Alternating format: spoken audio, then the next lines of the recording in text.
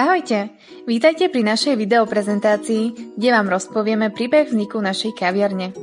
3 mladé dievčatá, Dianka, Miška a Sima, z ďalekého východného Slovenska sa rozhodli, že pôjdu študovať na Ekonomickú univerzitu do Bratislavy. Spočiatku tam nikoho nepoznali, ale keď sa medzi sebou v krúžku rozprávali, zistili, že majú toho veľa spoločného a hneď si padli do oka. Pomáhali si v škole, trávili spolu voľný čas a objavovali krásy veľkomesta.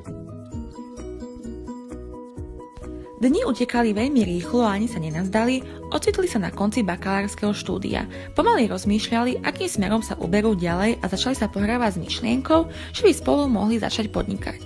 Jedna z mnohých vecí, ktorá ich spájala, bola láska k americkému seriálu Priatelia. Ako tak v jeden upršaný piatkový večer sedeli v kaviarni a rozprávali sa, napadlo im, že by to mohlo byť ono, to pravé orechové. Založíme si kaviareň v štýle seriálových priateľov. Pozreli na seba, usmiali sa a hneď aj bez slov vedeli, že do toho všetky tri pôjdu. Budeme ponúkať skvelú kávu a koláče v unikátnych priestoroch so skvelou atmosférou. Takýto podnik predsa nielen na Slovensku, ale nikde široko ďaleko nie je. Vedeli sme, že si získame srdcia mnoho ľudí, veď seriál Priatelia má tak veľa fanúšikov. Nezáleží na tom, či to budú tínedžeri, rodiny s deťmi alebo seniori. Milovníci Priateľov si tu určite prídu na svoje. A nielen tí, predovšetkým milovníci útulnej a jedinečnej atmosféry, príjemnej živej hudby a tí, ktorí radi podporujú sociálne projekty. Začali sme sa informovať vo svojom okolí u ľudí, čo majú s podnikaním skúsenosti, ako to celé zrealizovať. Jednou z veľmi cenných rád bola, aby sme si najprv pripravili podnikateľský plán a tak sme sa do toho pustili. Zistili sme, že konkurencia je naozaj veľmi veľká.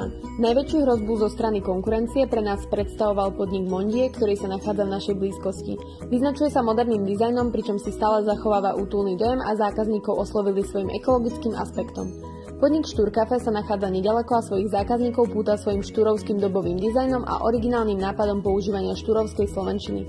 Okrem širokého sortimentu nápojov disponujú tiež kuchyňou s čerstvými surovinami. No a veľkou konkurenciou v okolí pre nás je aj veľmi obľúbený a známy reťazec kaviarní Starbucks. Vo svete sú veľmi populárni a majú širokú škálu nápojov, koláčov a slaných či sladkých pečiv. Všetky tieto kaviarne sú cenovo porovnateľné s našim podnikom u Priateľov a každý je v niečom výnimočný. Naša kaviareň sa však od nich odlišuje konceptom priestorov, americkou retroatmosférou a dobročinnými programami. Veríme, že práve to osloví zákazníkov a budú sa k nám radi vracať. Analyzovali sme všetky náklady, ktoré budeme musieť vynaložiť, aby sme zabezpečili bezproblémovú bežnú prevádzku. Po ščítaní fixných a variabilných nákladov sme dostali sumu 11 090 eur mesačne. Rátali sme, koľko priemerných objednávok budeme musieť obdržať, aby sme neboli v strate. Pri výpočte nulového bodu sme zistili, že denne tak budeme musieť vybaviť minimálne 55 objednávok, pričom priemerná cena jednej objednávky bude v hodnote 7,20 eur. Začali sme dôkladne skúmať životaschopnosť nášho podniku. Fixné náklady ostanú nemenné, meniť sa budú len variabilné zložky nákladov.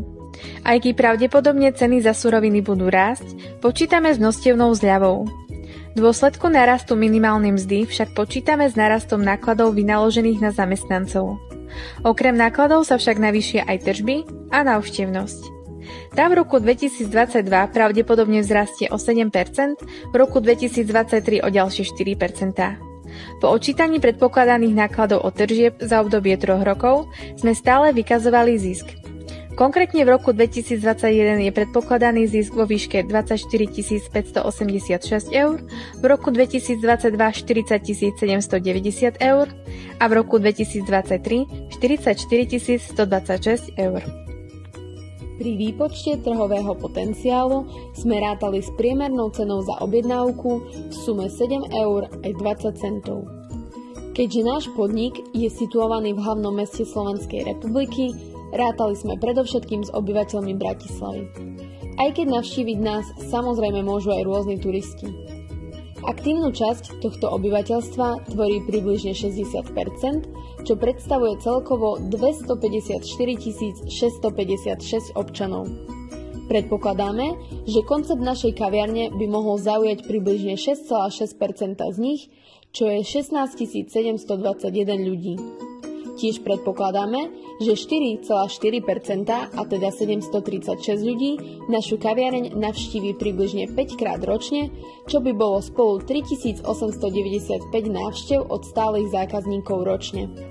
Zvyšných 15 985 ľudí nás navštíví len raz za rok a spolu za rok teda bude mať naša kaviareň po výpočte 15 985 plus 5 krát 736 a teda dokopy 19 800 návštev.